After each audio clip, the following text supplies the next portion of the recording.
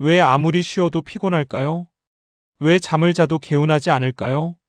왜 아무것도 하기 싫고 모든 것이 무겁고 내일이 두려울까요? 왜 기도해도 힘이 나지 않고 찬양해도 기쁨이 없고 말씀을 읽어도 마음이 메마를까요? 왜 사랑하는 사람들과 함께 있어도 외롭고 바쁘게 살아도 허무하고 최선을 다해도 무너질 것만 같을까요? 의사는 말합니다. 호르몬 변화입니다. 갱년기입니다. 약을 드세요. 심리학자는 말합니다. 번아웃입니다. 우울증입니다. 휴식이 필요합니다. 주변 사람들은 말합니다. 나이 들면 다 그래요. 좀 쉬세요. 세상은 말합니다. 포기하세요. 기대를 낮추세요.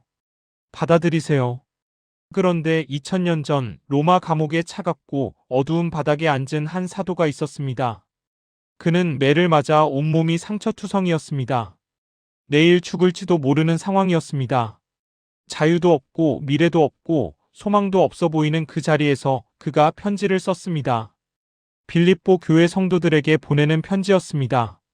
그런데 그 편지의 내용이 놀랍습니다. 주 안에서 항상 기뻐하라. 내가 다시 말하노니 기뻐하라. 아무것도 염려하지 말고 다만 모든 일에 기도와 간구로 너희 구할 것을 감사함으로 하나님께 아뢰라. 내게 능력 주시는 자 안에서 내가 모든 것을 할 수 있느니라. 이게 말이 됩니까? 감옥에 갇힌 사람이 기쁨을 말하고 내일이 보장되지 않은 사람이 염려하지 말라 하고 아무것도 할 수 없는 처지에서 모든 것을 할 수 있다고 말합니다. 세상의 논리와 정반대입니다. 세상은 환경이 좋아야 기뻐할 수 있다고 말하지만 바울은 어떤 환경에서든 기뻐할 수 있다고 말합니다. 세상은 문제가 해결되어야 평안하다고 말하지만 바울은 문제 속에서도 평안할 수 있다고 말합니다. 세상은 힘이 있어야 할 수 있다고 말하지만 바울은 하나님이 힘을 주시면 못할 게 없다고 말합니다. 사랑하는 여러분, 오늘 저는 여러분께 이 놀라운 빌립보서 4장의 비밀을 나누려고 합니다. 지금 여러분이 아무리 지쳐 있어도 쓰러질 것 같아도 한 발짝도 갈 수 없을 것 같아도 괜찮습니다. 빌립보서 4장이 여러분을 다시 일으킬 것입니다. 이것은 단순한 위로가 아닙니다. 2000년 동안 수많은 사람들의 삶을 실제로 바꾼 하나님의 능력입니다. 지금부터 7가지 핵심 메시지를 나누겠습니다. 이 말씀들이 여러분의 지친 영혼의 생수가 되고 무너진 마음의 반석이 되고 꺼져가는 믿음의 불씨가 될 것입니다. 첫 번째, 항상 기뻐하라는 명령. 지친 나에게. 여러분, 지금 기쁨이 없으신가요? 아침에 일어나도 무겁고 하루가 끝나도 허무하고 내일을 생각하면 두렵지 않으십니까? 저는 지난 15년 목회 사역을 하면서 수없이 많은 분들을 만났습니다. 그 중에는 겉으로 보기엔 아무 문제 없어 보이는데 속으로는 매일 눈물을 흘리는 분들이 많았습니다. 특히 50대, 60대 성도님들 중에 이런 분들이 많으셨습니다. 자녀들은 다 커서 독립했고 남편은 은퇴했거나 은퇴를 앞두고 있고 자신의 건강도 예전 같지 않습니다. 이제 뭘 하며 살아야 하나? 그런데 바울은 빌립보서 4장 4절에서 이렇게 말씀합니다. 주 안에서 항상 기뻐하라. 내가 다시 말하노니 기뻐하라. 이 구절을 자세히 보십시오. 기뻐하라는 헬라어 원문은 카이레테인데 이것은 명령형입니다. 선택이 아니라 명령입니다. 그리고 항상이라는 단어가 있습니다. 헬라어로 판토테인데 모든 때에 언제나 끊임없이라는 뜻입니다. 좋을 때만 기뻐하라는 게 아니라 어떤 상황에서든 항상 기뻐하라는 것입니다. 그런데 더욱 놀라운 것은 바울이 내가 다시 말하노니 기뻐하라고 반복한다는 점입니다. 왜 2번이나 말했을까요? 그만큼 중요하고 그만큼 어렵고 그만큼 우리에게 필요하기 때문입니다. 여기서 우리가 오해하지 말아야 할 것이 있습니다. 이 기쁨은 환경이 좋아서 느끼는 감정적 행복이 아닙니다. 주 안에서라는 전제가 붙어 있습니다. 주님과의 관계 속에서 주님의 임재 안에서 주님의 약속을 붙잡고 누리는 기쁨입니다. 환경이 바뀌지 않아도 상황이 해결되지 않아도 주님이 함께 계시면 기뻐할 수 있다는 것입니다. 2년 전 우리 교회에 출석하시는 김순자 권사님 당시 67세 인천 부평구의 이야기를 나누고 싶습니다.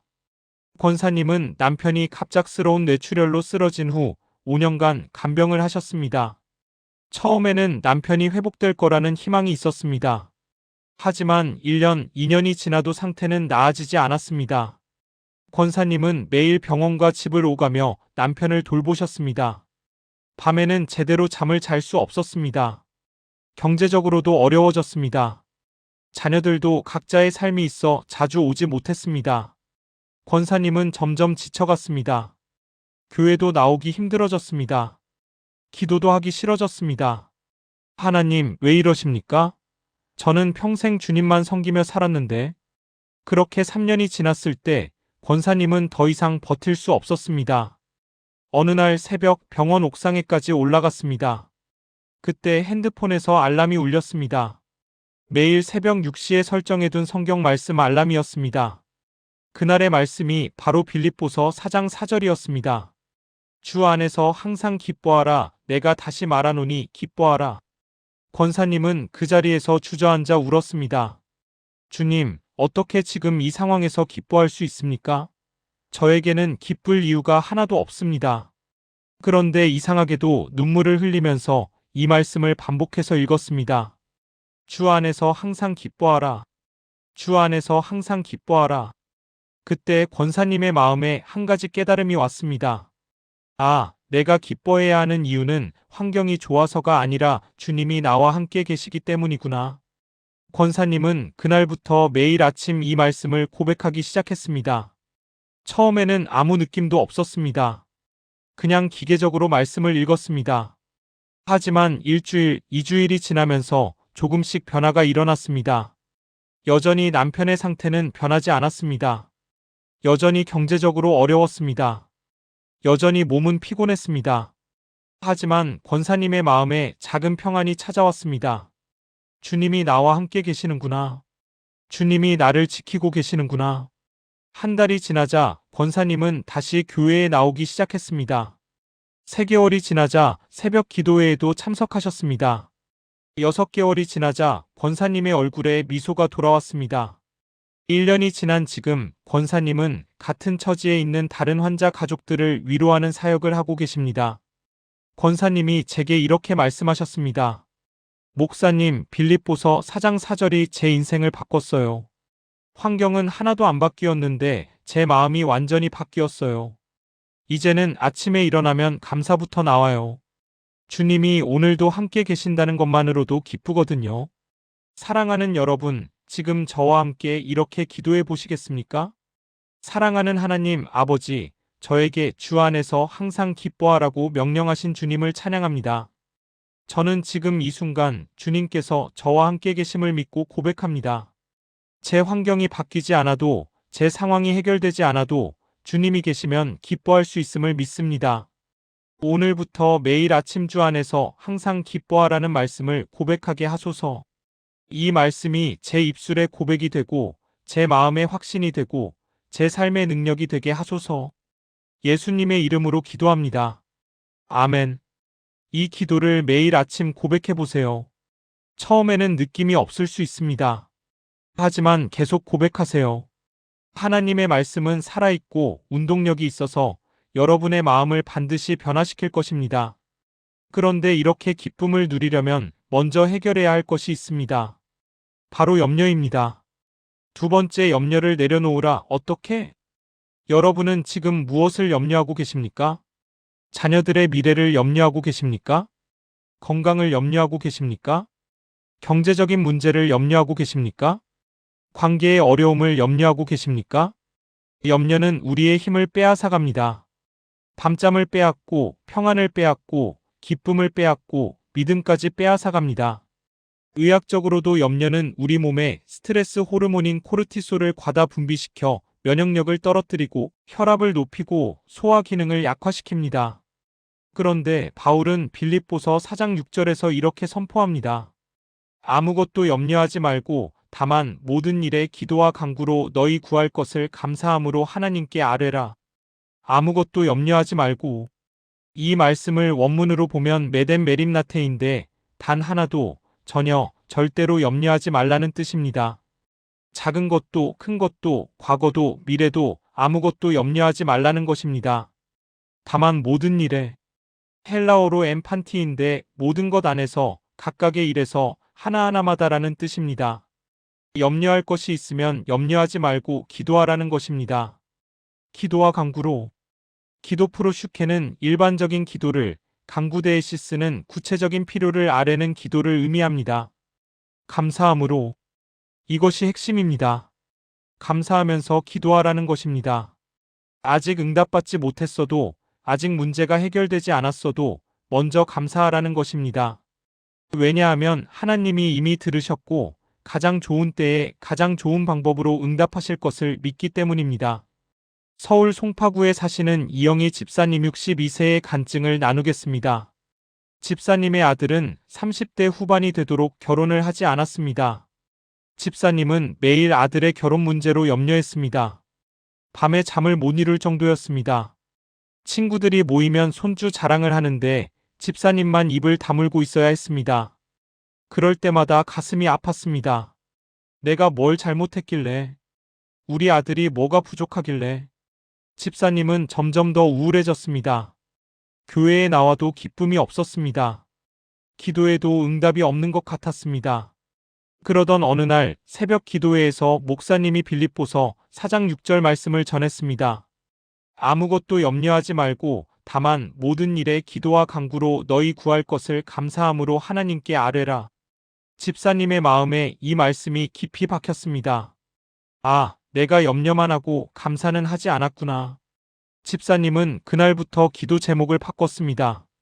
하나님, 우리 아들을 좋은 배우자 만나게 해주세요라고만 기도하던 것을 이렇게 바꿨습니다.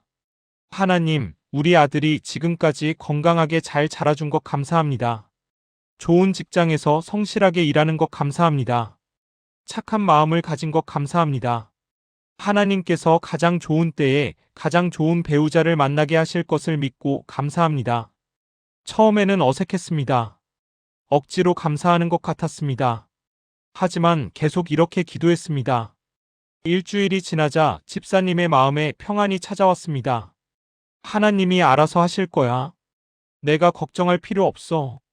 2주일이 지나자 밤에 잠을 잘 잘 수 있게 되었습니다. 한 달이 지나자 아들에 대한 염려가 거의 사라졌습니다.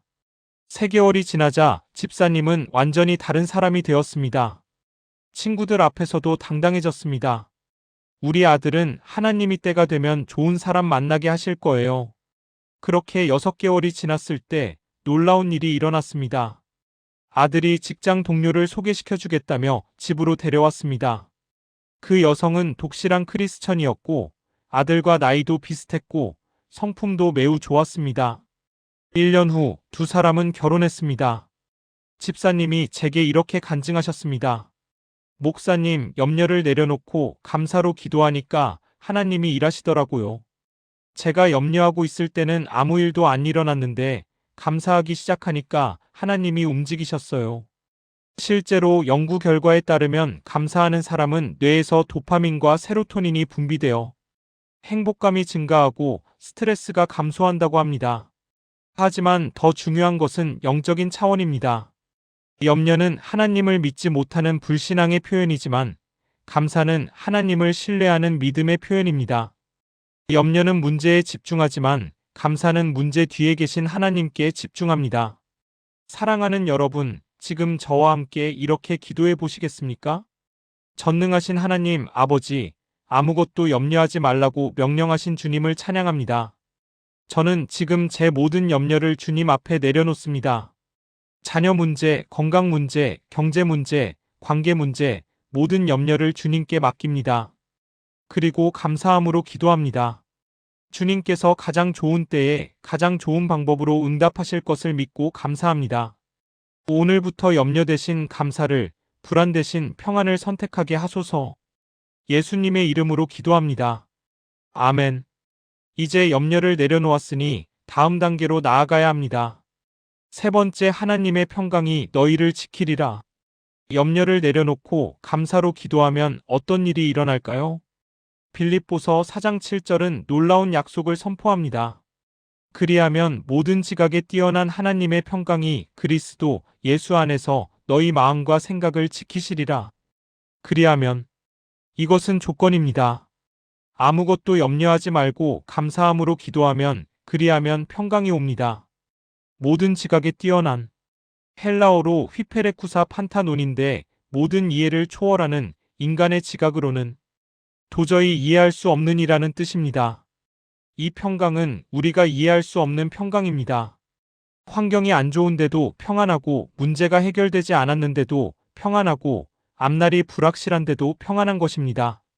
하나님의 평강. 이것은 단순한 심리적 안정이 아닙니다. 하나님으로부터 오는 초자연적인 평강입니다. 예수님이 요한복음 14장 27절에서 말씀하신 그 평강입니다. 평안을 너희에게 끼치노니 곧 나의 평안을 너희에게 주노라. 내가 너희에게 주는 것은 세상이 주는 것과 같지 아니하니라. 세상의 평안은 환경에 좌우되지만 하나님의 평강은 환경을 초월합니다. 너희 마음과 생각을 지키시리라. 여기서 지키시리라는 헬라어 프루레오인데 군사용어로 보초를 서다, 수비하다, 요새처럼 지키다는 뜻입니다. 하나님의 평강이 우리 마음과 생각을 요새처럼 지켜준다는 것입니다. 부산 해운대구에 사시는 박미경 권사님 58세의 간증입니다. 권사님은 갑상선암 진단을 받았습니다. 의사는 수술을 해야 한다고 했습니다. 권사님은 충격을 받았습니다. 왜 나한테 이런 일이? 밤에 잠을 잘 수 없었습니다. 인터넷으로 갑상선암에 대해 검색하면 할수록 두려워졌습니다. 수술하면 목소리가 변할 수도 있대. 재발할 수도 있대. 림프절까지 전이되면 생각이 꼬리를 물고 이어졌습니다. 권사님은 교회에 나와서도 예배에 집중할 수 없었습니다. 기도에도 평안이 없었습니다. 그러던 어느 주일 설교 말씀이 빌립보서 4장 6장에서 7절이었습니다. 아무것도 염려하지 말고 그리하면 모든 지각에 뛰어난 하나님의 평강이 너희 마음과 생각을 지키시리라. 권사님의 마음에 이 말씀이 박혔습니다. 아, 내가 지금 염려만 하고 있구나. 기도는 하지 않고. 권사님은 그날부터 매일 새벽 이 말씀을 붙잡고 기도하기 시작했습니다. 하나님, 제 병을 주님께 맡깁니다. 염려하지 않겠습니다. 주님께서 가장 좋은 길로 인도하실 것을 믿고 감사합니다. 처음 이틀은 여전히 불안했습니다. 하지만 사흘째 되는 날 아침 이상한 일이 일어났습니다. 마음에 평안이 찾아왔습니다. 아무 일도 일어나지 않았는데 병원에서 좋은 소식을 들은 것도 아닌데 이상하게 평안해. 권사님은 계속 기도했습니다. 일주일이 지나자 그 평안이 더욱 깊어졌습니다. 수술해도 괜찮을 것 같아. 하나님이 함께 계시잖아. 2주일이 지나자 권사님은 완전히 달라졌습니다. 밤에 잠도 잘 잘 수 있게 되었습니다. 인터넷 검색도 하지 않게 되었습니다. 주변 사람들이 물었습니다. 언니 수술 앞두고 있는데 어떻게 그렇게 평안해 보여요? 권사님은 대답했습니다. 하나님이 지켜주시니까요. 수술 당일 권사님은 수술실에 들어가면서도 평안했습니다. 수술은 성공적으로 끝났습니다. 다행히 림프절 전이도 없었고 목소리도 변하지 않았습니다. 회복도 빨랐습니다. 권사님이 제게 이렇게 간증하셨습니다. 목사님, 하나님의 평강이 정말 모든 지각을 뛰어넘는다는 게 무슨 말인지 이제 알겠어요. 환경은 하나도 안 좋은데 마음은 이상하게 평안했어요. 그게 하나님이 지켜주신 거더라고요. 과학적으로도 평안한 마음 상태는 면역력을 높이고 회복을 빠르게 한다고 합니다. 하지만 더 중요한 것은 영적 차원입니다. 하나님의 평강은 우리를 초자연적으로 지킵니다. 마음을 지키고 생각을 지키고 믿음을 지키고 소망을 지킵니다. 사랑하는 여러분, 지금 저와 함께 이렇게 기도해 보시겠습니까? 사랑하는 하나님 아버지, 모든 지각에 뛰어난 평강을 약속하신 주님을 찬양합니다. 저는 지금 제 마음과 생각을 주님께 활짝 엽니다. 주님의 평강으로 제 마음을 가득 채워주소서. 두려움 대신 평안을, 불안 대신 확신을, 염려 대신 믿음을 주소서. 주님의 평강이 제 마음과 생각을 요새처럼 지켜주시기를 믿고 감사합니다. 예수님의 이름으로 기도합니다. 아멘. 이 평강을 경험하셨다면 이제 한 단계 더 나아가야 합니다. 네 번째 생각을 바꾸면 삶이 바뀝니다. 평강을 경험했다면 이제 그 평강을 유지하는 방법을 배워야 합니다. 빌립보서 4장 8절은 그 비결을 알려줍니다. 끝으로 형제들아 무엇에든지 참되며 무엇에든지 경건하며 무엇에든지 오르며 무엇에든지 정결하며 무엇에든지 사랑받을 만하며 무엇에든지 칭찬받을 만하며 무슨 덕이 있든지 무슨 기림이 있든지 이것들을 생각하라. 이것들을 생각하라. 헬라어로 로기제스테인데 계산하다, 숙고하다, 깊이 묵상하다는 뜻입니다. 단순히 스쳐 지나가는 생각이 아니라 의도적으로 집중해서 생각하라는 것입니다. 여기서 바울은 8가지를 제시합니다. 참된 것 알레테, 경건한 것 셈나, 옳은 것 디카이아, 정결한 것 하그나, 사랑받을 만한 것 프로스필레, 칭찬받을 만한 것 유페마, 덕 있는 것 아레테, 기림받을 것 에파이노스. 왜 생각을 바꾸라고 할까요? 잠언 23장 7절은 말합니다. 그 마음의 생각이 어떠하면 그 위인도 그러한즉. 우리의 생각이 우리의 감정을 만들고 감정이 행동을 만들고 행동이 습관을 만들고 습관이 성품을 만들고 성품이 운명을 만듭니다. 모든 것은 생각에서 시작됩니다. 대구 수성구에 사시는 최영수 집사님 65세의 이야기입니다. 집사님은 은퇴 후 매우 우울했습니다. 40년간 회사 생활을 했는데 은퇴하고 나니 할 일이 없었습니다. 아침에 일어나도 갈 곳이 없었습니다. 집에만 있으니 답답했습니다. 집사님의 생각은 점점 부정적으로 변했습니다. 나는 이제 쓸모없는 사람이야. 아무도 나를 필요로 하지 않아. 앞으로 뭐 하며 살지. 이런 생각을 하면 할수록 우울해졌습니다. 아내와의 관계도 나빠졌습니다. 사소한 일에도 짜증이 났습니다. 교회에도 나가기 싫어졌습니다. 하나님도 나를 버리신 것 같아. 집사님의 아내가 너무 걱정되어 저를 찾아오셨습니다. 저는 집사님을 만나 이야기를 나누었습니다. 그리고 빌립보서 4장 8절 말씀을 나누었습니다. 집사님, 지금 어떤 생각을 주로 하십니까? 부정적인 생각만 해요. 아무 쓸모없다는 생각. 그 생각들이 사실입니까? 글쎄요. 하나님 보시기에 집사님은 어떤 분이십니까? 하나님의 자녀이시고 40년간 성실하게 일하셨고 가정을 잘 지키셨고 교회를 섬기셨습니다. 이것이 사실 아닙니까? 집사님의 눈에 눈물이 맺혔습니다. 그러게요. 제가 왜 그런 생각만 했을까요? 저는 집사님께 과제를 드렸습니다. 매일 아침 일어나서 빌립보서 4장 8절에 나오는 8가지를 한 가지씩 묵상하고 본인의 삶에서 그것을 찾아보세요. 집사님은 처음에는 어색해했습니다. 하지만 하루하루 실천했습니다. 월요일 참된 것 내가 하나님의 자녀라는 것은 참된 사실이구나. 화요일 경건한 것 40년간 새벽 기도 다닌 것은 경건한 일이었구나. 수요일 옳은 것 정직하게 살아온 것은 옳은 일이었구나. 목요일 정결한 것 깨끗한 양심을 지킨 것은 정결한 일이었구나. 금요일 사랑받을 만한 것 가족들이 나를 사랑하는구나. 토요일 칭찬받을 만한 것 성실하게 일한 것은 칭찬받을 만한 일이었구나. 일요일 덕 있는 것과 기림받을 것 하나님께 영광 돌린 것들이 있구나. 일주일이 지나자 집사님의 표정이 조금 밝아졌습니다. 2주일이 지나자 아내와의 대화가 늘어났습니다. 한 달이 지나자 집사님은 교회 봉사에 관심을 갖기 시작했습니다. 3개월이 지나자 집사님은 완전히 다른 사람이 되었습니다.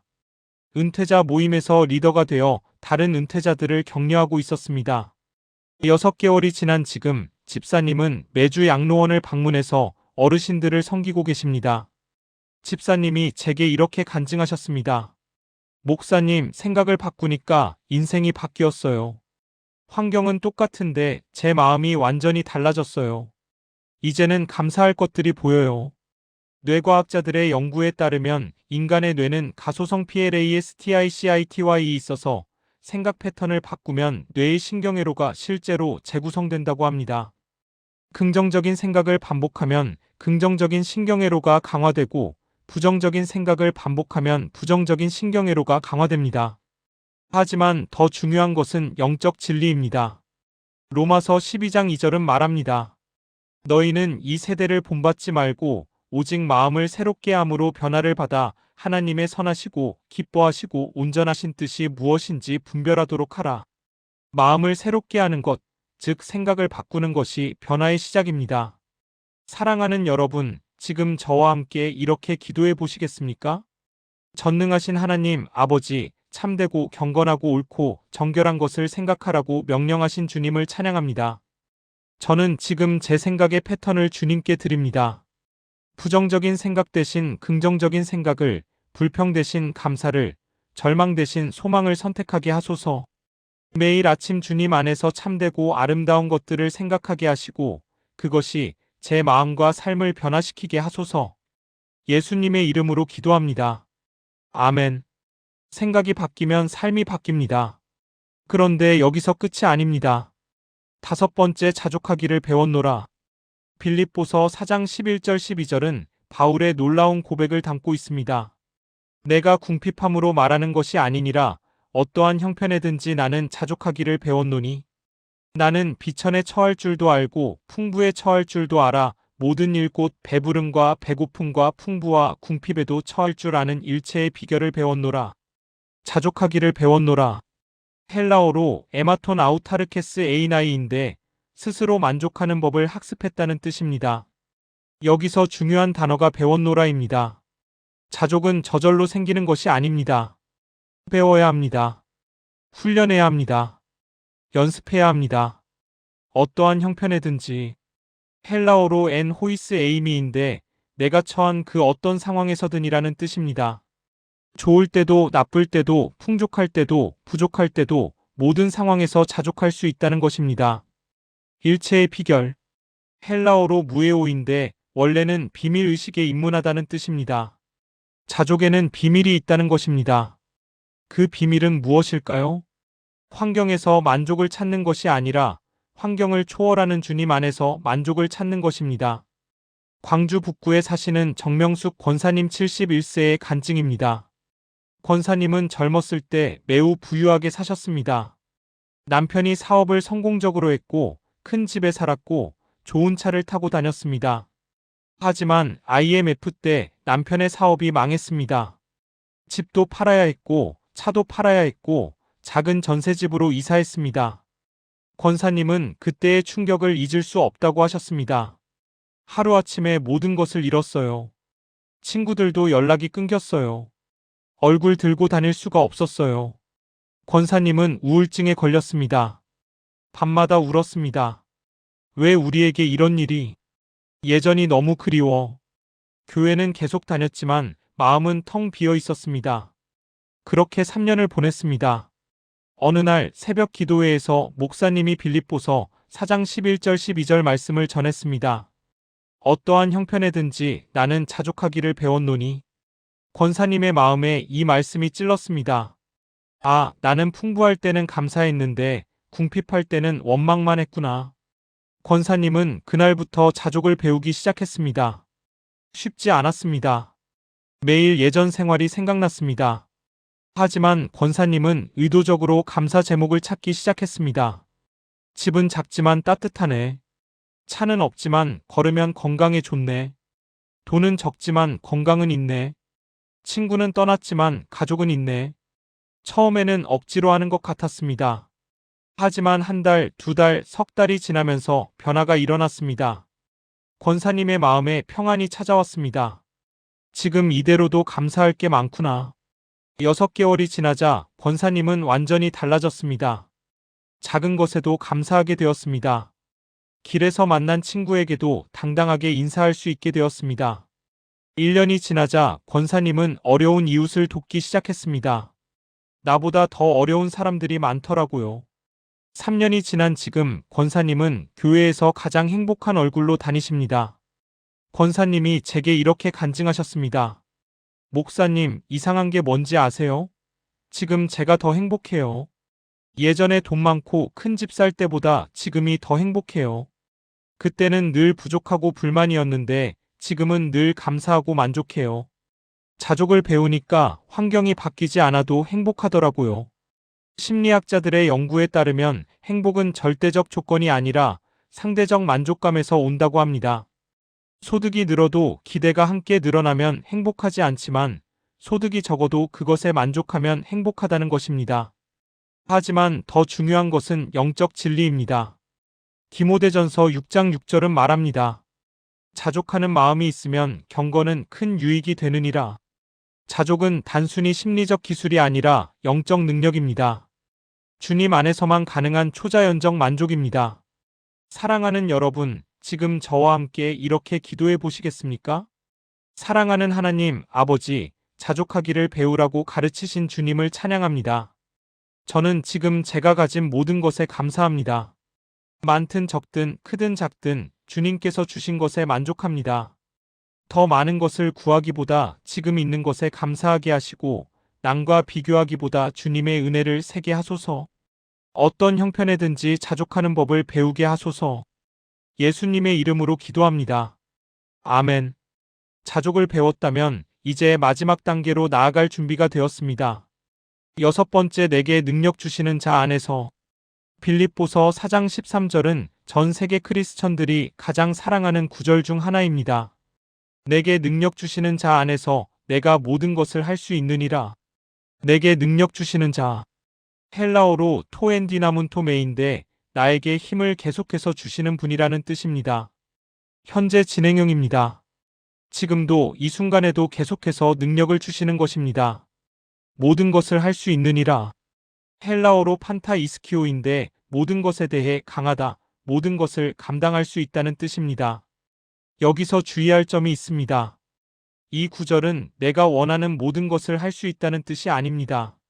문맥을 보면 바울이 말하는 모든 것은 11절 12절에 나오는 어떤 형편, 즉 비천과 풍부, 배부름과 배고픔, 풍부와 궁핍을 의미합니다.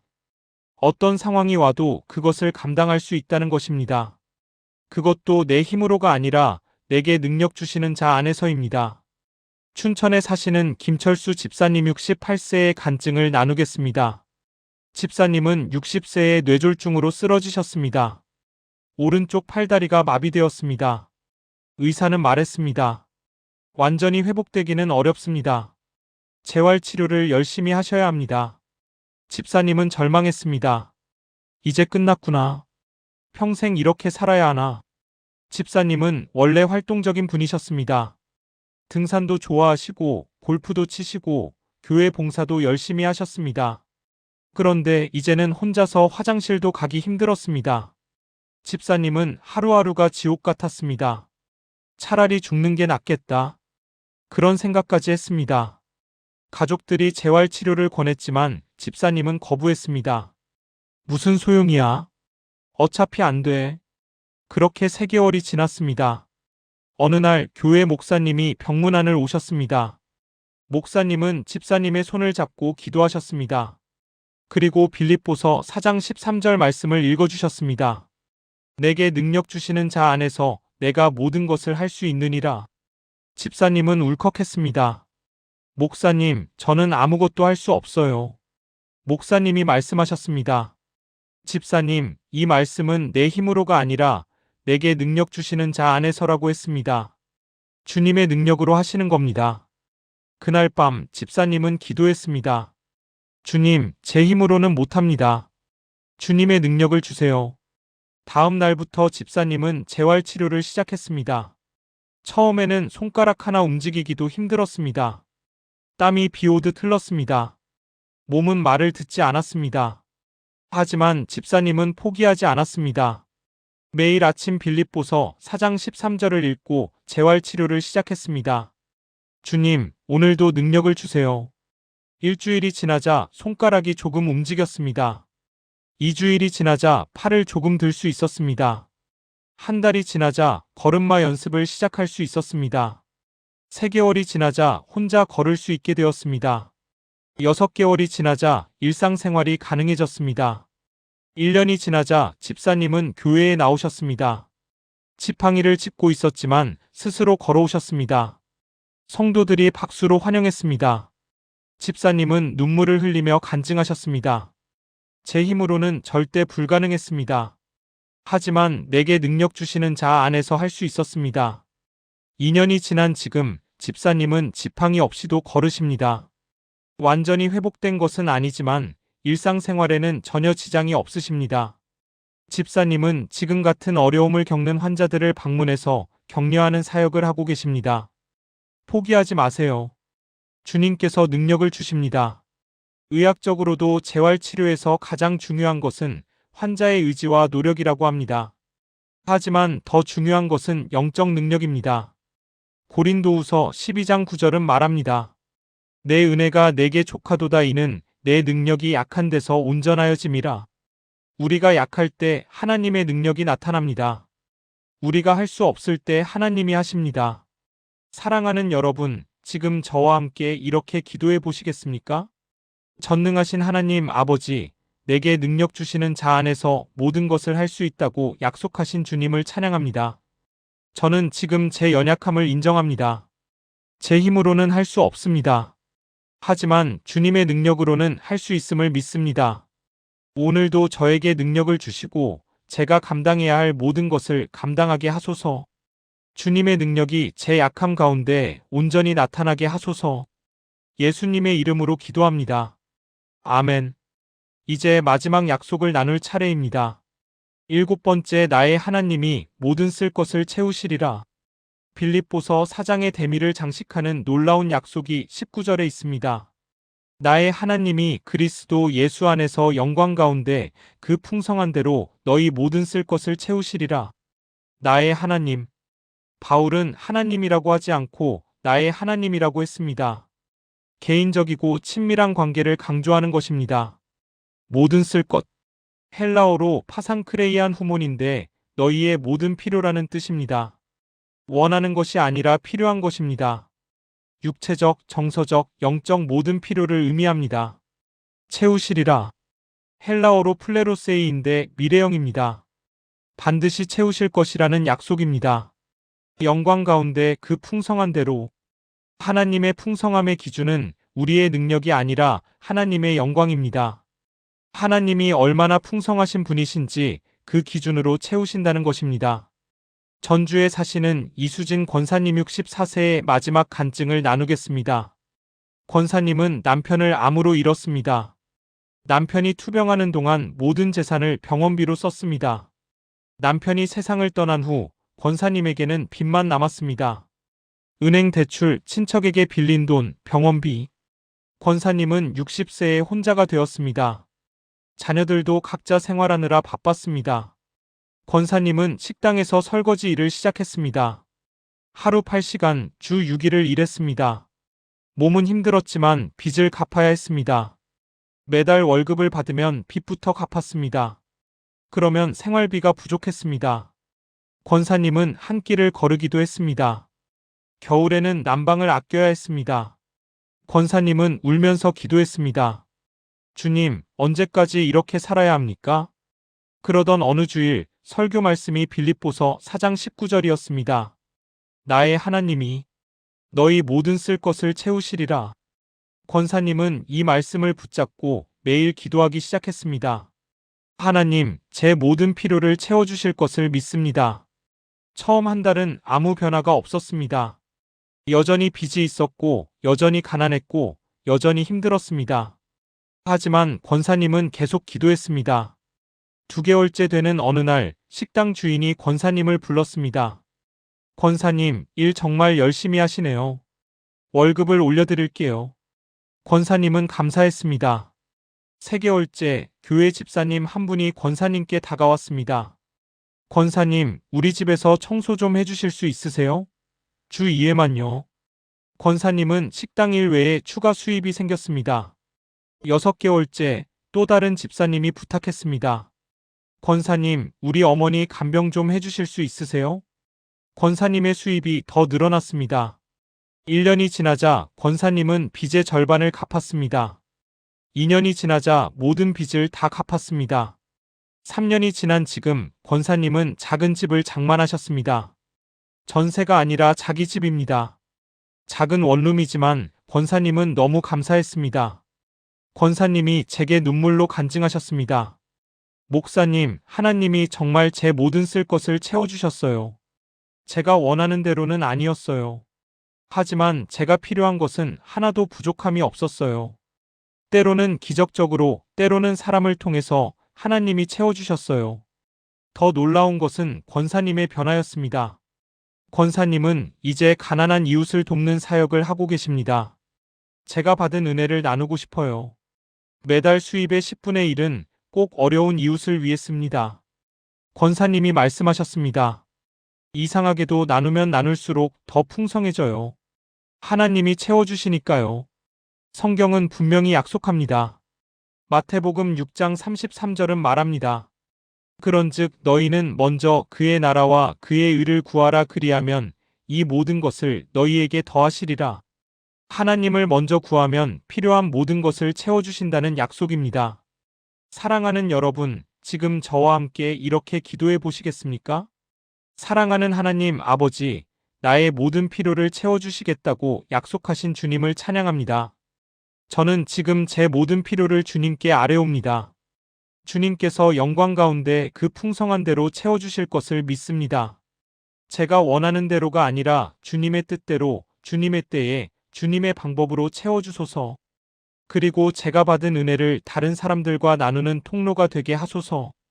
예수님의 이름으로 기도합니다. 아멘.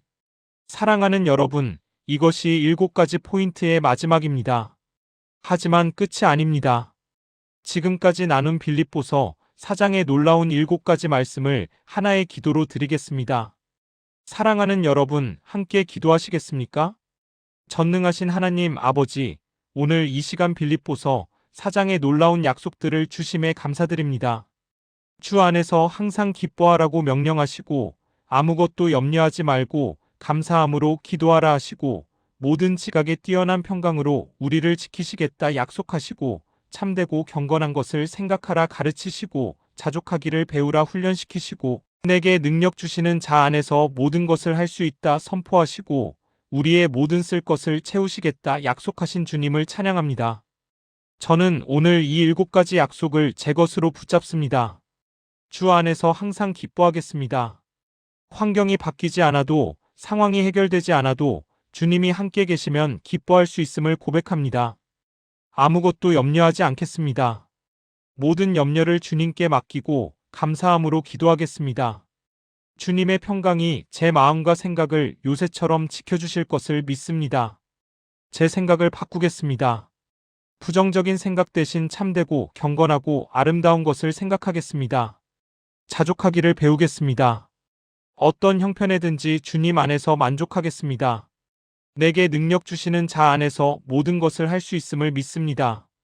제 힘으로는 할 수 없지만 주님의 능력으로는 할 수 있습니다.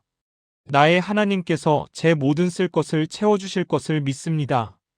영광 가운데 그 풍성한 대로 채워주소서. 오늘부터 이 말씀들이 제 삶의 고백이 되고 제 마음의 확신이 되고 제 인생의 능력이 되게 하소서. 지금 이 순간 듣고 있는 모든 분들도 이 약속을 경험하게 하소서.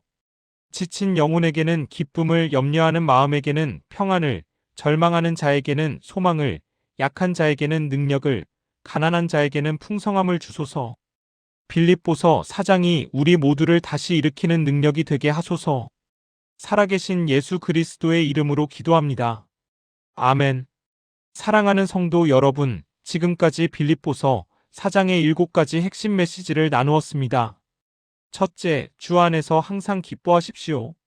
환경이 아니라 주님 안에서 기뻐하는 것입니다. 둘째, 아무것도 염려하지 말고 감사함으로 기도하십시오.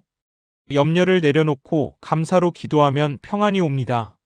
셋째, 하나님의 평강이 여러분을 지키실 것입니다. 모든 지각에 뛰어난 평강이 여러분의 마음과 생각을 요새처럼 지킵니다. 넷째, 참되고 아름다운 것을 생각하십시오. 생각을 바꾸면 삶이 바뀝니다. 다섯째, 자족하기를 배우십시오. 어떤 형편에든지 주님 안에서 만족할 수 있습니다. 여섯째, 내게 능력 주시는 자 안에서 모든 것을 할 수 있습니다.